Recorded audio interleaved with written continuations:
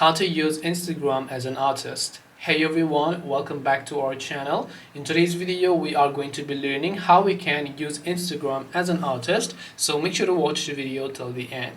Now if you are an artist and then you would like to leverage the platform of social media and Instagram, you can also do this by simply creating a artist or creator account.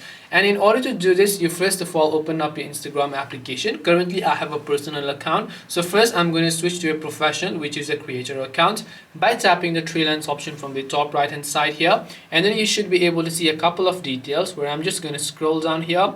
Under this for professionals, you'll find account type and tools. Make sure to tap the account type and tools option, then just tap on switch to professional account, and then just tap on continue, and then continue again. Over here you can see it says what best describes you. I would select artist because we want to use it as an artist, or you can select any of the other ones or form over here. You can choose to display it on your profile and then just tap the done option, confirm the changes, and then your artist account will get created, and as a result you'll be able to use Instagram as an artist and unlock much more features.